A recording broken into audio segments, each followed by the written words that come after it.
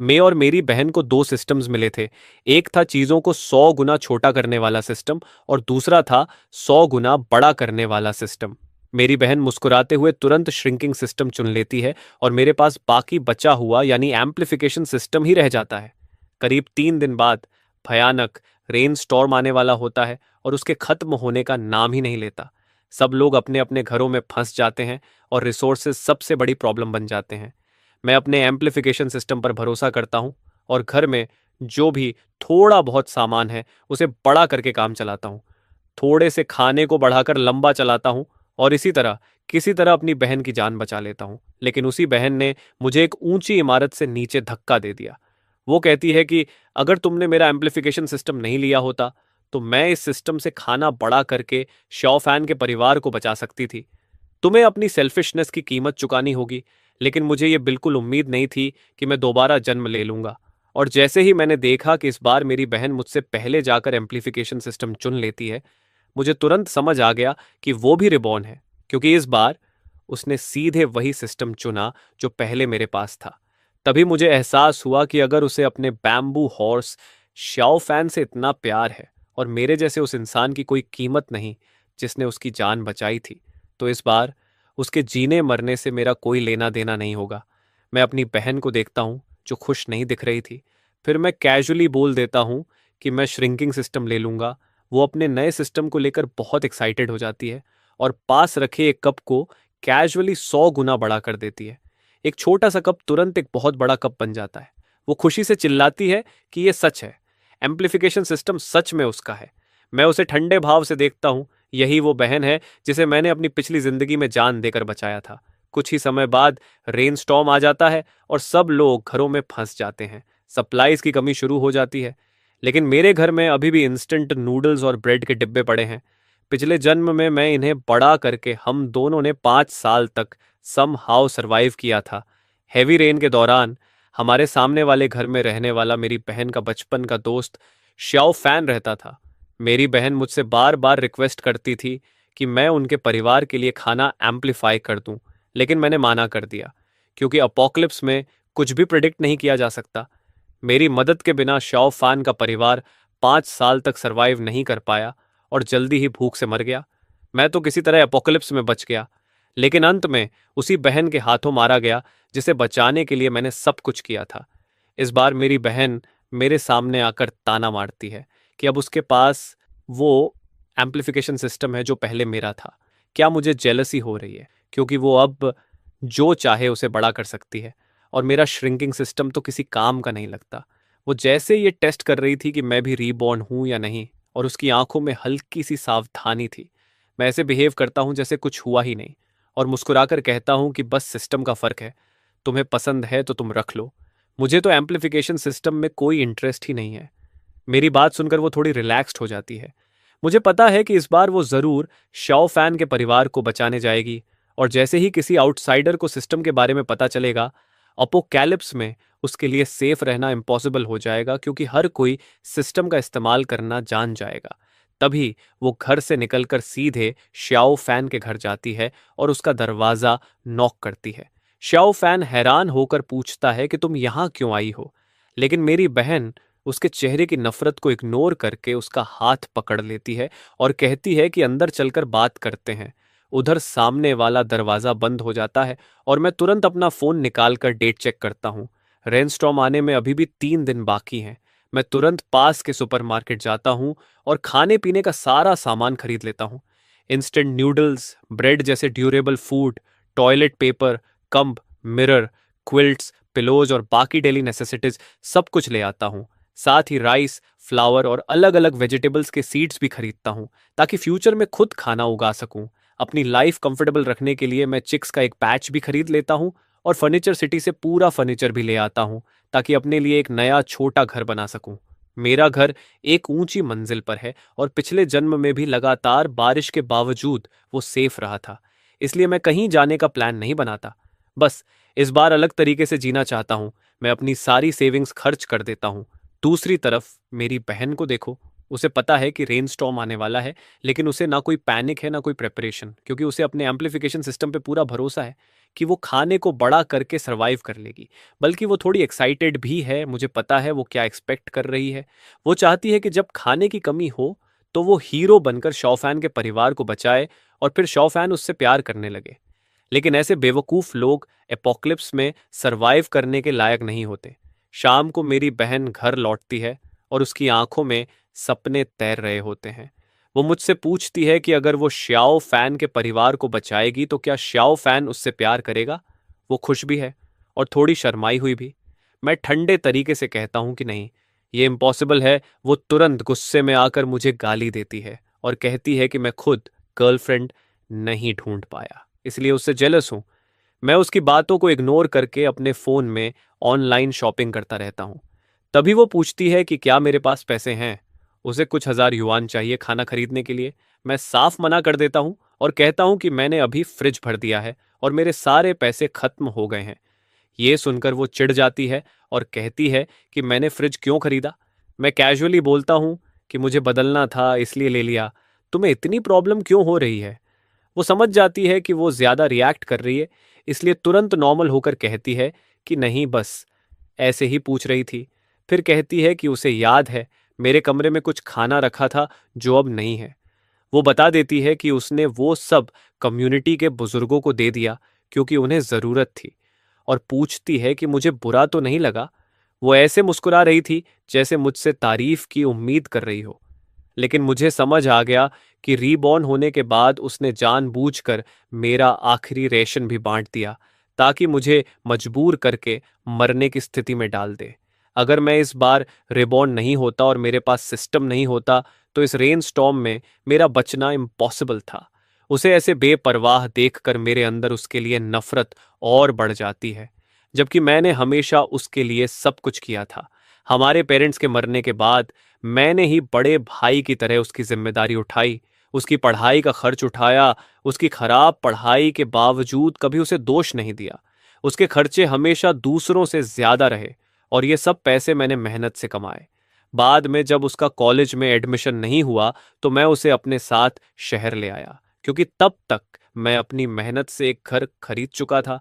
लेकिन मुझे ये नहीं पता था कि मेरे घर के पास ही श्याओ फैन रहता है, जो बचपन में मेरी बहन के साथ खेलता था। बाद में उसके परिवार को डेमोलिशन कंपेंसेशन मिला और वो गांव छोड़कर शहर आ गए। जैसे ही मेरी बहन ने बड़े होकर हैंडसम श्याओ फैन को देखा तो उसे तुरंत उससे प्यार हो गया और वो उसके पीछे पड़ गई। बारिश का तूफान जैसे मुझे पूरी तरह इग्नोर कर रहा था और मैंने फिर भी श्याओ फैन के परिवार की मदद करने से साफ इनकार कर दिया। लेकिन मेरी बहन ने मेरी गैर हाजिरी का फायदा उठाया और चुपके से हमारे आधे सप्लाई शौफान के घर भेज दिए। उस समय मेरे पास कुछ भी करने का कोई तरीका नहीं था, इसलिए मैं सिर्फ दरवाजा कसकर बंद कर सकता था ताकि कोई और अंदर आकर बाकी सामान भी चोरी न कर ले। लेकिन मेरी बहन की नज़र में मैं वही इंसान बन गया जिसने उसे मेहनत करके पाला पोसा और फिर भी उसके लिए जरा सी भी काइंडनेस नहीं रखता। ये सोचकर मैं अपनी बहन से पूरी तरह टूट गया और अंदर से बेहद डिसअपॉइंटेड हो गया। तभी मेरी बहन मुस्कुराते हुए मेरे पास आई, मेरा हाथ पकड़ लिया और बोली, अरे भाई, तुम तो सबसे अच्छे हो। मुझे पता था तुम इतनी सी बात पर मुझसे नाराज नहीं होगे। मैंने बिना कुछ बोले उसका हाथ अपने हाथ से हटा दिया और थके हुए अंदाज में कहा, मैं थोड़ा थक गया हूं, मैं सोने जा रहा हूं, तुम भी जल्दी सो जाना। इतना कहकर मैं तुरंत मुड़ा और अपने कमरे में चला गया, जहां जाकर मैंने खुद को छिपा लिया और वहीं बैठकर अपने लिए एक सुरक्षित जगह ढूंढने की प्लानिंग शुरू कर दी। मैंने पहले ही विंड पावर का इक्विपमेंट खरीद लिया था ताकि तूफान के दौरान भी मुझे लगातार बिजली मिलती रहे और किसी भी हाल में पावर की कमी न हो। मेरे पास जरूरत की लगभग हर चीज मौजूद थी। अब मुझे बस चुपचाप बाकी समय का इंतजार करना था। दूसरी तरफ मेरी बहन को अपने एम्प्लीफिकेशन सिस्टम पर इतना भरोसा था कि उसे जरा भी डर या पैनिक नहीं था। उसने अपने पॉकेट मनी से सिर्फ कुछ 100 युएन का खाना खरीदा और उसे अपने कमरे में चुपके से बंद करके रख दिया, जैसे उसे डर हो कि मैं उसका सामान चुरा लूंगा। लेकिन सच तो ये था कि मैंने तो पहले ही इस घर को छोड़ने का फैसला कर लिया था, क्योंकि चाहे मैं खुद को कितना भी छोटा क्यों ना कर लूं, लोग फिर भी मुझे ढूंढ सकते थे। इसलिए मैंने एक दूसरी जगह पर नजर डाली। वो जगह थी मेरे बेडरूम के अंदर बना हुआ एक सीक्रेट रूम, जिसे मैंने घर रेनोवेट करते समय खास तौर पर बनवाया था और इसके बारे में मैंने कभी अपनी बहन को नहीं बताया। ये छोटा सा कमरा बहुत बड़ा नहीं था, बस एक छोटे से टॉयलेट जितना चौड़ा था, लेकिन मेरे लिए, खासकर श्रिंकिंग सिस्टम इस्तेमाल करने के बाद, ये एक परफेक्ट सेफ हाउस बनने वाला था। इस कमरे का स्विच सिर्फ मेरे मोबाइल डिवाइस से ऑपरेट होता था, इसलिए मुझे बिल्कुल भी चिंता नहीं थी कि मेरी बहन इसे खोज भी ले तो भी वो इसे खोल नहीं पाएगी। इसके अलावा मैं कार लेकर शहर से करीब 10 किलोमीटर दूर एक सुनसान जगह पर गया और वहां की थोड़ी सी जमीन को अपने श्रिंकिंग सिस्टम से छोटा कर लिया, ताकि बाद में मैं उस जमीन और खरीदे गए सीड्स का इस्तेमाल करके सब्जियां उगा सकूं। मैंने वहां से कुछ पेड़ों को भी छोटा करके अपने साथ ले लिया। इतने में मेरे द्वारा ऑर्डर किया गया सारा खाना और फर्नीचर भी पहुंच गया। उस समय रेन स्टॉर्म आने में सिर्फ एक दिन बचा था। मैंने डिलीवरी एड्रेस अपने पुराने गांव के उस घर का रखा जहां मैं पहले रहता था। वो गांव अब पूरी तरह खाली हो चुका था और वहां कोई नहीं रहता था। उस घर को मैंने फर्नीचर, अप्लायंसेस, खाने पीने का सामान और हर तरह की छोटी बड़ी जरूरी चीजों से भर दिया। फिर सही मौका देखकर, जब आसपास कोई नहीं था, मैंने श्रिंकिंग सिस्टम का इस्तेमाल किया और पूरे घर के हर सामान को छोटा करके पहले से तैयार किए हुए बॉक्सेस में भर लिया। आखिर में मैं थोड़ा हिचकिचाया, लेकिन फिर मैंने अपने छोटे बंगलों को भी श्रिंक करके एक पीस में अपने साथ ले लिया। भले ही वो थोड़ा पुराना था, लेकिन रहने के लायक पूरी तरह ठीक था। रात के सन्नाटे का फायदा उठाते हुए मैं सारी चीजें लेकर वापस अपने घर पहुंचा और उन्हें अपने सीक्रेट रूम में रख दिया। इन दिनों मेरी बहन बहुत ज्यादा एक्साइटेड थी, क्योंकि उसे लगता था कि उसने सब कुछ परफेक्टली प्रिपेयर कर लिया है। इसलिए उसे इस बात से कोई मतलब नहीं था कि मैं कहाँ जा रहा हूँ या क्या कर रहा हूँ। मैंने सीक्रेट रूम के अंदर पहले ही एयर फिल्ट्रेशन सिस्टम लगा दिया था, ताकि अगर मुझे कई साल तक भी उसमें रहना पड़े तो मुझे ऑक्सीजन की कोई कमी ना हो। वहाँ 5 बोतल मिनरल वाटर भी रखी थी, जिन्हें मैंने बड़ा नहीं किया बल्कि खोल कर एक छोटे जार में डाल दिया, ताकि फ्यूचर में पानी का एक स्टेडी सोर्स बना रहे। कमरे के अंदर इलेक्ट्रिक लाइट्स भी लगा दी गई थीं, जिन्हें मैं अपने फ़ोन से कंट्रोल कर सकता था। पूरी रात की मेहनत और केयरफुल अरेंजमेंट के बाद वो सीक्रेट रूम पूरी तरह एक छोटे फार्म में बदल गया था। छोटे छोटे चिक्स हल्की आवाज में चूं चूं कर रहे थे और घास में अपना सिर डालकर कीड़े पकड़ रहे थे। फार्म के बाहर मेरा छोटा सा घर भी था, जिसमें हर तरह के होम अप्लायंसेस मौजूद थे।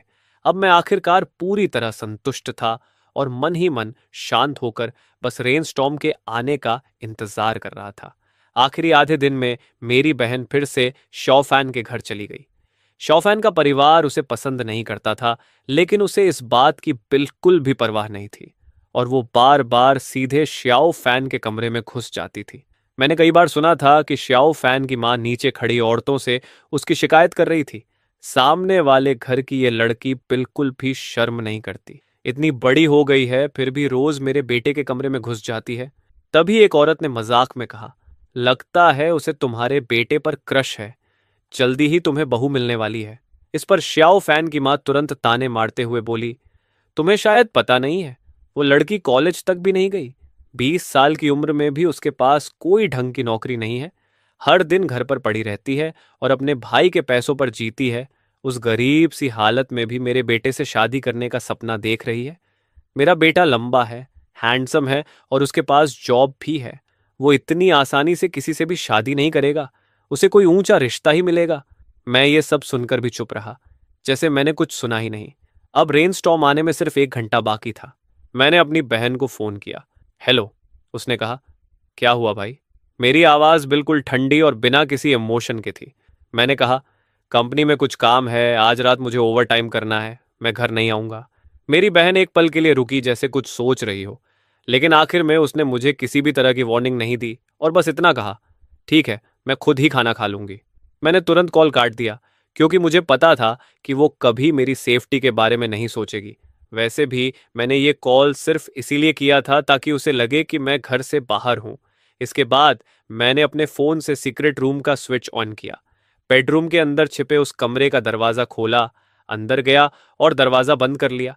फिर मैंने एक बार फिर अपने श्रिंकिंग सिस्टम का इस्तेमाल किया, लेकिन इस बार मैंने किसी सामान पर नहीं बल्कि खुद पर इसका इस्तेमाल किया। कुछ ही पलों में सब कुछ घूमने लगा और दुनिया जैसे बदल गई।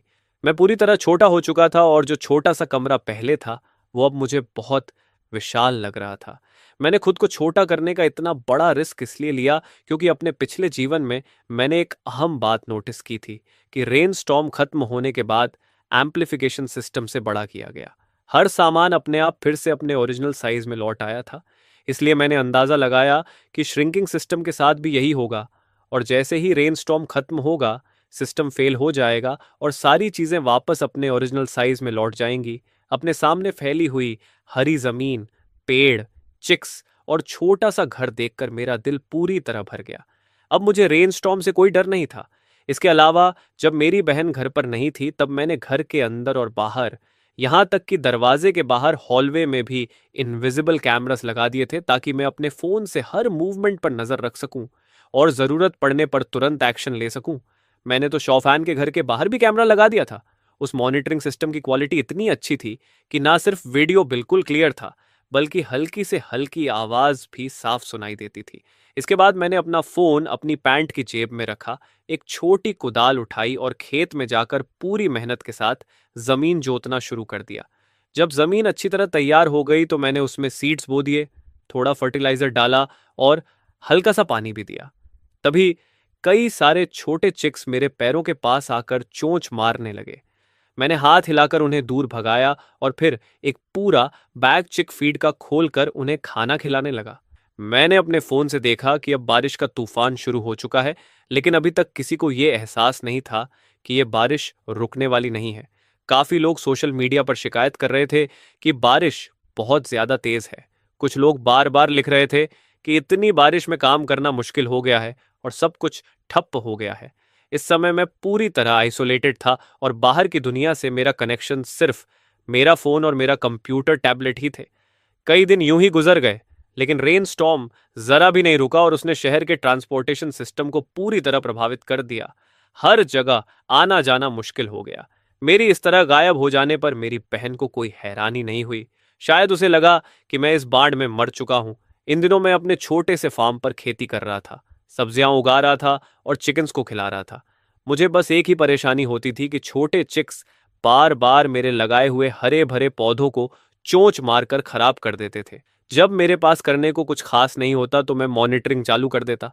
तभी मुझे पता चला कि मेरी बहन श्याओ फैन को मेरे घर लेकर आई है। दोनों मेरे लिविंग रूम में बैठे हुए थे और मेरी बहन के चेहरे पर एक घमंडी सी मुस्कान थी। वो बोली, ब्रोदर श्याओ, क्या तुम्हारे घर में अभी भी खाना बचा है? श्याओ फैन के चेहरे पर हल्की सी झुंझलाहट थी। उसने कहा, ज्यादा नहीं है। अगर पहले पता होता तो मैं और सामान जमा कर लेता। अब तो नीचे के फ्लोर के घरों में पानी भर चुका है, मैं बाहर भी नहीं जा सकता। फिर उसने मेरी बहन की तरफ देखा और कहा, वान वान, तुम्हारे घर में अभी खाना है ना? थोड़ा मुझे भी दे दो। मेरे घर में मेरे पेरेंट्स और सिस्टर भी हैं। इतना थोड़ा खाना हमारे पूरे परिवार के लिए काफी नहीं है। मेरी बहन ने शर्माते हुए उसके सीने पर हाथ रखा और धीरे धीरे उंगलियों से सर्कल बनाते हुए फ्लर्ट करने लगी। फिर उसने एम्प्लीफिकेशन सिस्टम का इस्तेमाल किया और टेबल पर रखे एक एप्पल को बड़ा कर दिया। वो एप्पल तुरंत ही बहुत बड़ा हो गया और टेबल पर भारी होकर टिक गया। शॉ फैन का चेहरा पहले तो शौक से भर गया, लेकिन अगले ही पल वो बहुत खुश हो गया।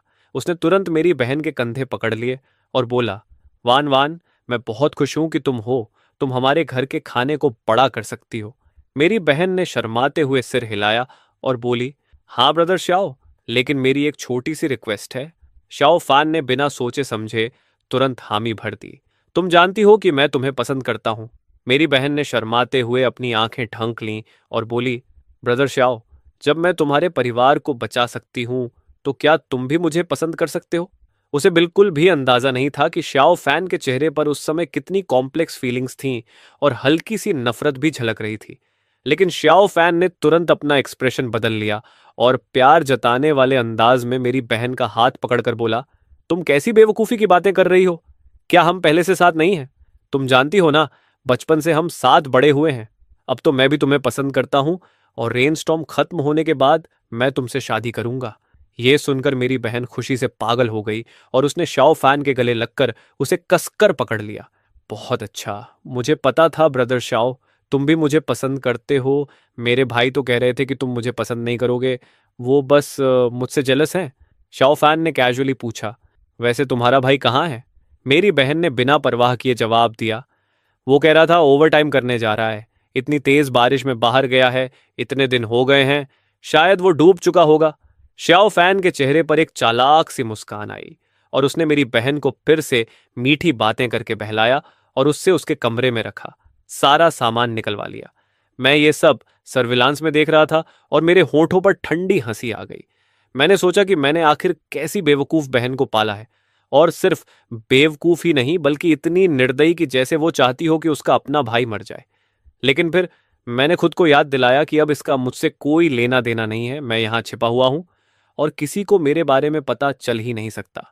मुझे बस अपनी छोटी सी दुनिया में शांति से जीना है। ये सोचकर मैं वापस अपने छोटे घर में गया और अपने लिए हॉट पॉट बनाना शुरू किया।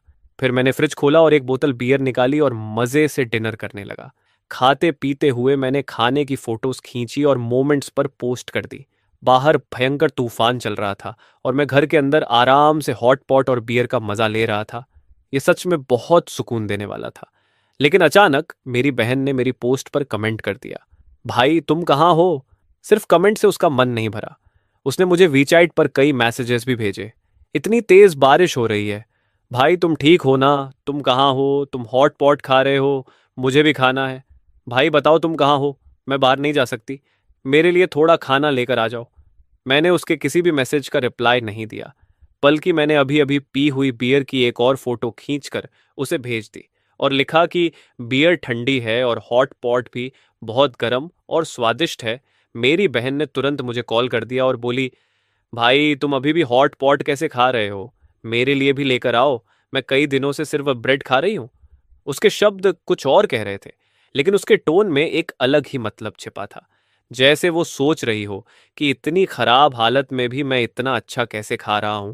मैं मुस्कुराया और अपने आसपास देखा, जहां सब कुछ शांत था और बाहर के तूफान का कोई असर नहीं था। मैंने उससे कहा, मैं अभी भी कंपनी में हूं, ये हॉट पॉट कंपनी ने हमें ट्रीट में दिया है। बारिश बहुत ज्यादा है इसलिए मैं वापस नहीं आ सकता, तुम घर में कुछ ढूंढ कर खा लो। ये सुनकर मेरी बहन पहले की तरह मुझसे लाड जताने लगी, ऐसा मत करो, घर का ब्रेड बिल्कुल अच्छा नहीं लग रहा, मुझे भी हॉट पॉट खाना है। वो अभी और कुछ बोलती लेकिन मैंने कॉल काट दिया। फिर मैंने मॉनिटरिंग चालू की और देखा कि मेरी बहन अपने फोन पर गुस्से से पागल हो रही थी, और अब उसके चेहरे पर वो भोली भाली बहन वाली इमेज बिल्कुल नहीं थी। इतने सालों तक अच्छा बनने का नाटक करना उसके लिए भी आसान नहीं रहा होगा। मैंने कैजुअली अपना कंप्यूटर चालू किया। पहले से ही मैंने सैकड़ों ए गेम्स डाउनलोड करके रखे थे ताकि बोरियत के समय मैं उन्हें खेल सकूं। खाना पीना खत्म करने के बाद मैं बिस्तर पर लेट गया और आराम करने लगा। फिर मैंने फोन उठाया, मॉनिटरिंग सॉफ्टवेयर खोला और शाओ फैन के घर के बाहर लगे कैमरा पर स्विच किया। तभी मुझे शाओ फैन और मेरी बहन की आवाज सुनाई दी। शाओ फैन बोल रहा था, वान वान, तुम तो बहुत ही कमाल हो, अब हमारे परिवार को खाने पीने की कोई चिंता नहीं रहेगी। तभी श्याओ फैन की मां की आवाज आई, अरे वाह, ये तो सच में खजाना है। इससे साफ था कि अब उनके पूरे परिवार को पता चल चुका था कि मेरी बहन के पास एम्प्लीफिकेशन सिस्टम है। मेरी बहन ने विनम्र बनते हुए कहा, आंटी, ये तो मेरा फर्ज है कि मैं आपके परिवार की मदद करूं। फिर उसने शर्माते हुए कहा, वैसे भी हम सब आगे चलकर एक ही परिवार बनने वाले हैं। इतना कहते ही वहां अचानक थोड़ी देर के लिए सन्नाटा छा गया। फिर श्याओ फैन के पेरेंट्स बार बार उसे खुश करने के लिए मीठी बातें करने लगे। हाँ, अगर वैन वैन नहीं होती तो हमें इतना खाना कैसे मिलता? श्याओ फैन का तुम्हारे साथ होना तो उसकी किस्मत है। मैंने तो पहले ही कहा था कि तुम बहुत प्यारी लड़की हो। मेरी बहन उनकी बातों में पूरी तरह बहक गई और उसे समझ ही नहीं आया कि वो क्या कर रही है। मैं ये सब सुनकर बस ठंडी हंसी हंसा और फिर मॉनिटरिंग बंद कर दी।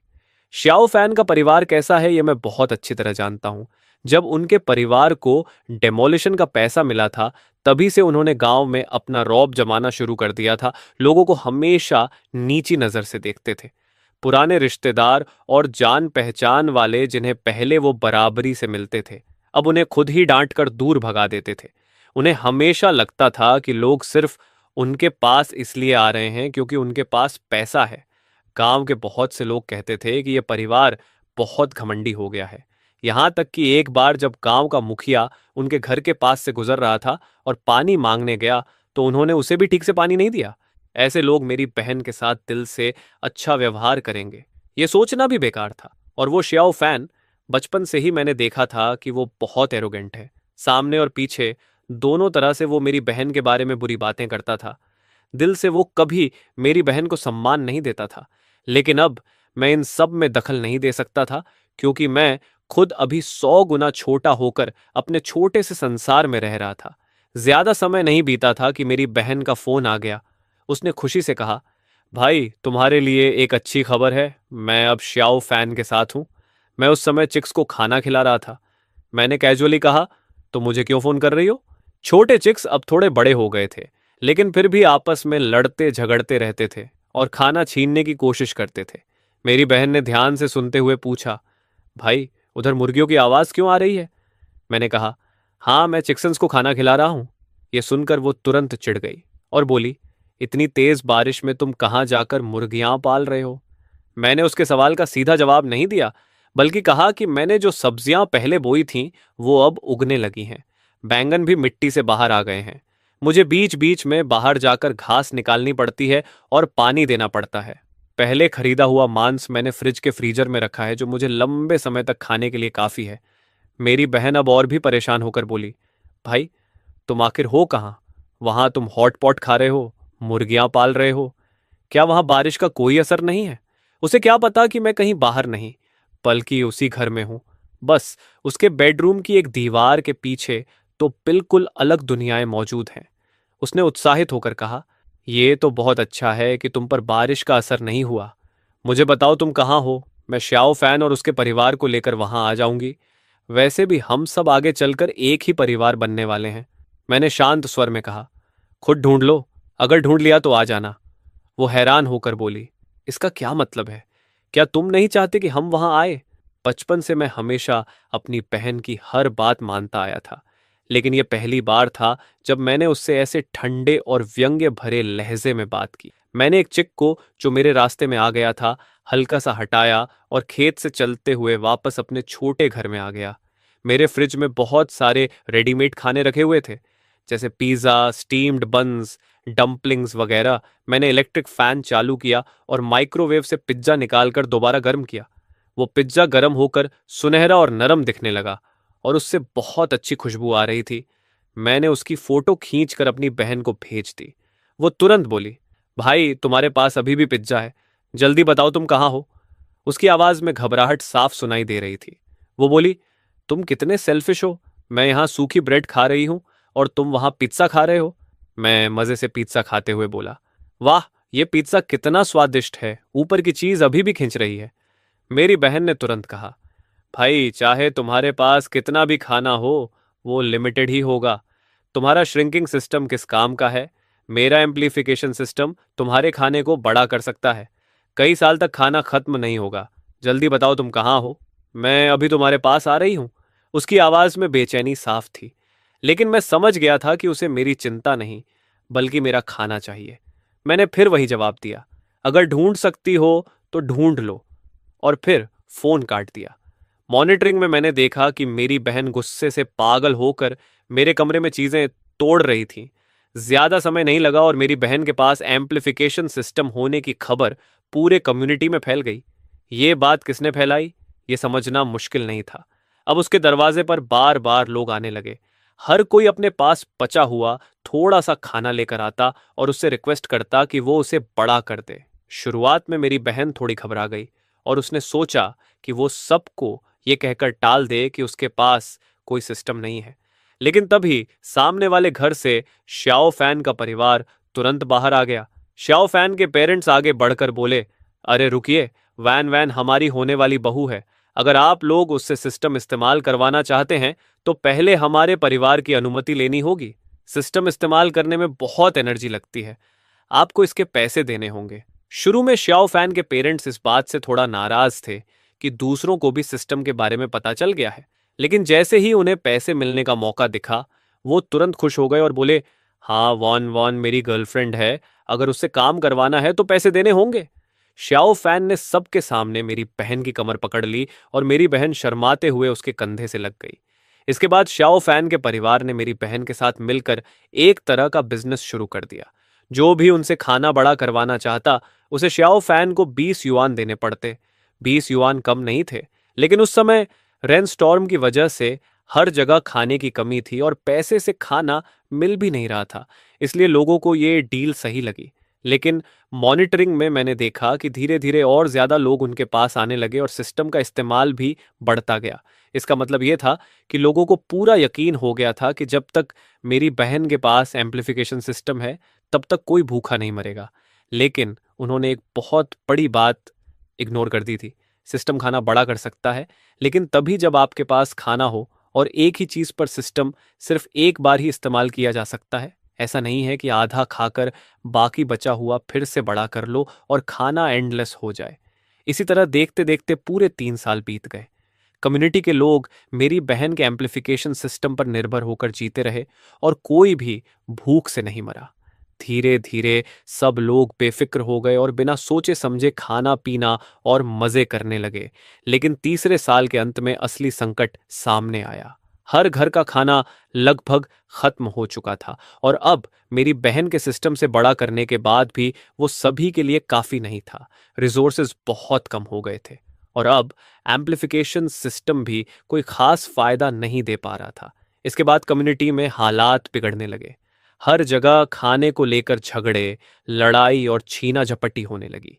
मेरी बहन अब पूरी तरह श्याओ फैन के घर में रहने लगी थी और उसी परिवार का हिस्सा बन गई थी। सर्विलांस के जरिए मुझे ये भी पता चला कि अब श्याओ फैन के परिवार को भी समझ आ गया था कि सिस्टम का इस्तेमाल करवाने वाले लोग कम होते जा रहे हैं और इस बिजनेस से पैसा कमाना अब पहले जैसा आसान नहीं रहा।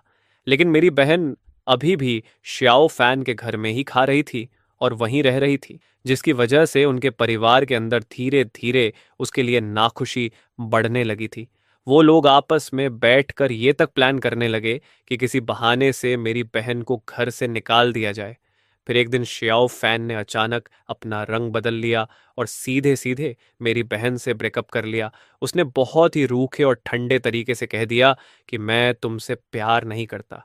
मेरी बहन रोने लगी, उसे चिपक कर गिड़गिड़ाने लगी, लेकिन श्याओ फैन के परिवार ने उसे बेरहमी से घर से बाहर फेंक दिया। रेनस्टॉर्म के एंड फेज में अब किसी को इस बात से मतलब नहीं था कि कौन किससे प्यार करता है।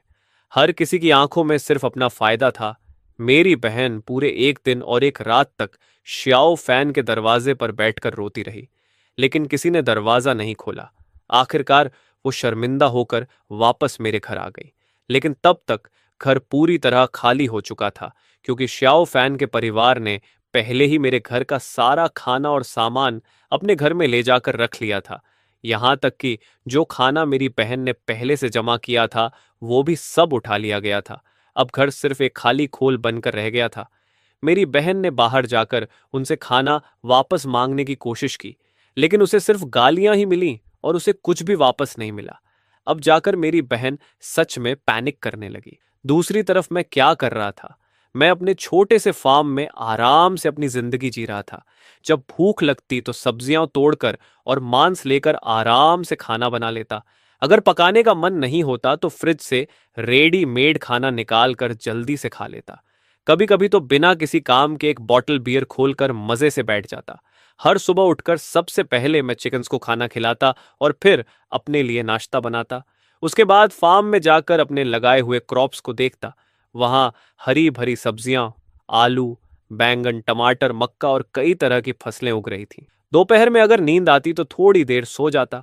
उठने के बाद ड्रामा और एनिमे देखता और आराम से खाते पीते दिन निकालता। बस एक ही चीज थोड़ी मुश्किल थी कि वहां इंसेक्ट्स नहीं थे, इसलिए मुझे खुद ही एक एक करके फल और सब्जियों का पॉलिनेशन करना पड़ता था। लेकिन ये सब मेरे लिए छोटी छोटी बातें थीं। पूरे 3 साल तक किसी को मेरे बारे में कोई खबर नहीं थी। तभी अचानक मेरी बहन का फिर से कॉल आया। इस बार उसकी आवाज में हिचकिचाहट थी। शायद उसे लगा था कि मैं मर चुका हूं, लेकिन उसे उम्मीद नहीं थी कि मैं फोन उठाऊंगा। उसने कहा, भाई तुम जिंदा हो, बहुत अच्छा हुआ। मुझे लगा था कि तुम रेन स्टॉर्म में मर गए। मैं उस समय ठंडे आलू खा रहा था जो मैंने अभी अभी जमीन से निकाले थे। मैंने बिना इमोशन के कहा, 3 साल हो गए, अब फोन क्यों किया? मेरी बहन की आवाज में रोने का एहसास साफ था। उसने कहा, भाई तुम्हें नहीं पता शाओ फैन और उसके परिवार ने मेरे साथ क्या किया। उन्होंने मेरे एम्प्लीफिकेशन सिस्टम का इस्तेमाल करके पैसे कमाए और अब जब कोई मेरे पास सिस्टम इस्तेमाल कराने नहीं आता तो उन्होंने मुझे घर से निकाल दिया। शाओफैन ने मुझसे शादी करने का वादा किया था, लेकिन अब वो मुझसे अलग होना चाहता है। उनका पूरा परिवार स्वार्थी है। उन्होंने मुझे बर्बाद कर दिया। अब मेरे घर में खाने को कुछ भी नहीं है। मैं आराम से खीरा खाते हुए उसकी आवाज़ सुन रहा था। खाने की आवाज़ भी साफ सुनाई दे रही थी। उसने फिर कहा, भाई, जल्दी मुझे अपने पास बुला लो। मेरे पास खाने को कुछ नहीं है। मैं सच में भूख से मर जाऊंगी। क्या तुम अपनी इकलौती बहन को मरते हुए देखना चाहते हो? तभी उसे कुछ एहसास हुआ और उसकी आवाज अचानक तेज हो गई, जैसे किसी बिल्ली की पूंछ पर पैर रख दिया गया हो। भाई, तुम मुझे बिल्कुल इग्नोर क्यों कर रहे हो? पहले तो तुम ऐसे नहीं थे। क्या तुम भी रिबॉर्न हो? तब जाकर मैं हल्का सा हंसा और कहा, हाँ, मैं भी रिबॉर्न हूं। तो क्या हुआ, तुम भी तो रिबॉर्न थी। फिर तुमने मुझे क्यों नहीं बताया? तुम्हें तो शॉ फैन और उसके परिवार के बारे में सब पता था। वो तुरंत बोली, तो तुमने मुझे क्यों नहीं बताया? तुम इतने सेल्फिश क्यों हो? मैंने ज्यादा कुछ नहीं कहा और सीधे उसे एक वीडियो भेज दिया। उस वीडियो में मेरा पूरा छोटा फार्म दिख रहा था, जहां मेरी सब्जियां अच्छे से उग रही थीं। चिक्सन्स इधर उधर घूम रहे थे। मेरा घर अंदर से बहुत आरामदायक था और फ्रिज में खाना और स्नैक्स भरे हुए थे। कहीं से भी ऐसा नहीं लग रहा था कि वहां रेनस्टॉर्म का कोई असर हुआ है, जैसे वो एक अलग ही दुनिया हो। वीडियो देखते ही मेरी बहन गुस्से से पागल हो गई और चिल्लाने लगी, तुम इतने सेल्फिश कैसे हो सकते हो? तुम्हें पता है मैं कितनी मुश्किल में जी रही हूं। मैंने शांत होकर कहा, सेल्फिश मैं हूं या तुम थी? जब पिछले जन्म में तुमने मुझे बिल्डिंग से नीचे धक्का दिया था, तुम रीबॉर्न थी। तुम्हें रेन स्टॉर्म के बारे में पहले से पता था, फिर भी तुमने मुझे कुछ नहीं बताया। क्या वो सेल्फिशनेस नहीं थी? मेरी बहन हमेशा से यही मानती आई थी कि मैं उसके लिए सब कुछ करूं, और उसने कभी ये नहीं सोचा कि उसे मेरे लिए क्या करना चाहिए। मैंने साफ कहा कि मैं कोई महान इंसान नहीं हूं। अगर तुम मुझे फैमिली नहीं मानती तो मैं भी तुम्हें बचाने के लिए मजबूर नहीं हूं। वो फिर गिड़गिड़ाने लगी, भाई, मैं सच में गलती कर बैठी। तुम मुझे छोड़ नहीं सकते। मैं तुम्हारी इकलौती बहन हूं। अगर मैं मर गई तो तुम्हारा कोई फैमिली नहीं बचेगा। मैंने बिना किसी भावना के कहा, तो मर जाओ, मुझे क्या फर्क पड़ता है। इतना कहकर मैंने फोन काट दिया। मैं साफ समझ सकता था कि दूसरी तरफ वो गुस्से से पागल हो रही होगी। सर्वेलेंस में मैं रोज देखता था कि मेरी बहन पूरे दिन घर में पागलों की तरह चीजें तोड़ती रहती थी। खासकर मेरे बेडरूम में उसने सब कुछ तोड़ दिया था, लेकिन चीजें तोड़ने से पेट नहीं भरता। चाहे वो कितना भी गुस्सा निकाल ले, उसका कोई फायदा नहीं होने वाला था। एक दिन मैंने सर्वेलेंस में देखा कि मेरी बहन कुछ ब्रेड लेकर आई है। बाद में बाहर लगे कैमरा से पता चला कि उसने वो श्याओ फैन के घर से चुराया था। उस समय श्याओ फैन का परिवार बाहर गया हुआ था और घर में सिर्फ उसकी छोटी बहन थी। मेरी बहन ने उसे बहला फुसला कर दरवाजा खुलवाया और फिर उनके घर का सारा खाना चुरा लिया। ये सब देखकर मैं जोर से हंस पड़ा। मुझे लगा जैसे कर्मा ने तुरंत काम कर दिया हो। सच में यह बहुत मजेदार था। लेकिन जब श्याओ फैन का परिवार वापस आया और देखा कि उनका सारा खाना गायब है, तो वो गुस्से से पागल हो गए और सीधे मेरे घर के दरवाजे पर आकर चिल्लाने लगे। लेकिन मेरी बहन उस समय एक कछुए की तरह घर के अंदर छिपी हुई थी और बाहर आने की हिम्मत नहीं कर रही थी। मेरा दरवाजा बहुत मजबूत था, क्योंकि मैंने घर बनवाते समय खास तौर पर मजबूत दरवाजा लगवाया था। इसलिए चाहे वो लोग 3 दिन और 3 रात तक बाहर खड़े होकर चिल्लाते और दरवाजा पीटते रहे, अंदर मेरी बहन को कोई खतरा नहीं हुआ। लेकिन मुझे बिल्कुल उम्मीद नहीं थी कि श्याओ फैन इतना चालाक निकलेगा। उसने अचानक अपना रवैया बदल लिया और दरवाजे के बाहर खड़े होकर मीठी आवाजों में बोलने लगा, वान वान, गुस्सा मत करो, हमारा खाना वापस कर दो, हम फिर से साथ रहेंगे। मैंने पहले जो कहा था वो गुस्से में कहा था। असल में मैं अब भी तुमसे प्यार करता हूं। तुमने तो मुझसे शादी करने का वादा किया था, क्या तुम भूल गई? श्याओ फैन दरवाजे के बाहर खड़े होकर लगातार मीठी मीठी बातें करता रहा। मेरी बहन पहले थोड़ा हिचकिचाई, लेकिन पूरे 2 दिन तक श्याओ फैन उससे माफी मांगता रहा और उसे भरोसा दिलाता रहा कि वो अब ऐसा नहीं करेगा। आखिरकार मेरी बहन ने दरवाजे का हैंडल पकड़ लिया और उसके चेहरे पर फिर से वही बेवकूफी भरी मुस्कान आ गई। मुझे समझ आ गया कि वो फिर से उसके जाल में फंसने वाली है, और जैसे ही मेरी बहन ने दरवाजा खोला, बाहर छिपा हुआ श्याओ फैन तुरंत आगे बढ़ा और एक जोरदार एल्बो मारकर उसे जमीन पर गिरा दिया। आखिर में मैं बस अपना माथा पकड़कर दर्द से खड़ा रह गया और चुपचाप उनकी फैमिली को देखता रहा, जो फिर से सारा खाना उठाकर ले जा रहे थे। जाते जाते श्याओ फैन के पिता ने मेरी बहन के सिर पर जोर से लात मारी और गुस्से में बोले, डर गई? सस्ती चीज, उल्टा चोरी करने चली आई। तू भी मेरे बेटे से शादी करने का सपना देख रही थी? नामुमकिन। मुझे उम्मीद नहीं थी कि तू इतनी घटिया निकलेगी। मेरे ही घर से चोरी करने की हिम्मत कर ली। मेरी बहन जमीन पर पड़ी थी और हिल भी नहीं पा रही थी। उसकी आवाज बहुत कमजोर थी। वो बस इतना ही कह पाई, वो खाना मेरा था। तभी श्याओ फैन ने भी उसे दरवाजे के सामने से लात मारकर हटाया और सारा खाना वापस अपने घर ले गया। मेरी बहन 2 दिन तक दरवाजे के सामने ऐसे ही पड़ी रही जैसे मर गई हो। फिर धीरे धीरे उसने ताकत जुटाई और किसी तरह उठकर खड़ी हुई। वो घुटनों पर हाथ रखकर दरवाजे के सामने बहुत देर तक रोती रही। लेकिन अब उसके पास एम्प्लीफिकेशन सिस्टम होते हुए भी कोई फायदा नहीं था, क्योंकि उसके पास खाने के लिए कुछ भी नहीं बचा था। जब वो बिल्कुल टूट चुकी थी और सबसे ज्यादा डेस्परेट थी, तब उसने मुझे फिर से कॉल किया। जैसे ही मैंने फोन उठाया, वो रोते हुए बोलने लगी। काफी देर तक रोने के बाद उसने कहा, भाई, मुझे बहुत मारा गया है। मेरा पूरा शरीर दर्द कर रहा है। क्या मेरी हड्डी टूट गई है? भाई, तुम आकर मुझे बचा लो, मुझे बहुत दर्द हो रहा है। मैं बहुत भूखी भी हूं। अगर ये सब पहले हुआ होता तो मैं जरूर पिघल जाता और चाहता कि उसका सारा दर्द मैं खुद झेल लूं। लेकिन अब उसकी रोने की आवाज सुनकर भी मेरे दिल में कोई फर्क नहीं पड़ा। मैंने ठंडे लहजे में कहा, तुम इसके लायक हो, और फोन काट दिया। फिर मैं मुड़ा और अपने खेत में जाकर मकई के पौधों की देखभाल करने लगा। दिन ऐसे ही बीतते गए। मेरी बहन घर के दरवाजे पर पड़ी पड़ी धीरे धीरे और कमजोर होती गई। उसका शरीर दिन ब दिन सूखता जा रहा था। इस दौरान कई लोग उसके पास आए और उससे कहा कि वो अपने एम्प्लीफिकेशन सिस्टम से उनके खाने को बड़ा कर दे। शुरुआत में मेरी बहन मना करती रही, लेकिन जब लोगों ने उसे थप्पड़ मारे तो वो मजबूर होकर मान गई। आखिर में जब उसकी जिंदगी के आखिरी पल आए तो वो घिसटते हुए श्याओ फैन के घर के दरवाजे तक पहुंची। उसका सिर एक तरफ झुक गया और वहीं उसकी मौत हो गई। श्याओ फैन ने दरवाजा खोला तो उसे देखा और घिन से उसे लात मारकर हटा दिया और बोला, मुझे इसकी जिंदगी या मौत से कोई मतलब नहीं। इसके बाद और 2 साल बीत गए। लगातार बारिश से नीचे के कई फ्लोर्स पानी में डूब चुके थे। लेकिन जैसा मैंने पिछले जन्म में देखा था, हमारा फ्लोर सुरक्षित था और यहां पानी नहीं पहुंचा। रेनस्टॉर्म खत्म होने से कुछ महीने पहले श्याओफैन का पूरा परिवार बुरी तरह खत्म हो गया, क्योंकि कम्युनिटी में उनकी रेपुटेशन पहले से ही खराब थी और उन्होंने मेरी बहन के सिस्टम का इस्तेमाल करके जो पैसा कमाया था, उसे लोग उनसे पहले ही नाराज थे। जब रेनस्टॉर्म के आखिरी महीने आए तो सबके घर का खाना खत्म हो चुका था। तभी किसी ने ओनर ग्रुप में यह खबर फैला दी कि श्याओफैन के घर में अभी भी काफी खाना बचा हुआ है। ये सुनकर बहुत सारे लोग हथियार लेकर उनके घर के बाहर इकट्ठा हो गए। दरवाजा पीटना शुरू कर दिया और चिल्लाने लगे कि खाना बाहर निकालो। लेकिन श्याओ फैन और उसका परिवार खाना देने को तैयार नहीं था, बल्कि उल्टा बाहर खड़े लोगों को गालियां देने लगा। इससे भीड़ और भड़क गई। कई ग्रुप्स ने मिलकर फैसला किया कि अब दरवाजा तोड़ दिया जाए। 4 दिन और 4 रात तक लगातार दरवाजा पीटा गया और आखिरकार उनका दरवाजा टूट गया। घर के अंदर रखा सारा खाना लूट लिया गया। उनका परिवार जमीन पर बैठकर रोने लगा, क्योंकि अब उनके पास कुछ भी नहीं बचा था और बाकी के महीनों तक उनके लिए सरवाइव करना नामुमकिन था। पूरी कम्युनिटी में अफरा तफरी मच गई। हर जगह लाशें पड़ी थीं।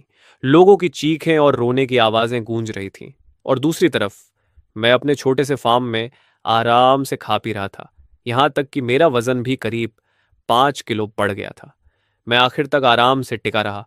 फिर एक दिन मेरे फोन पर खबर आई कि रेन स्टॉर्म खत्म हो गया है।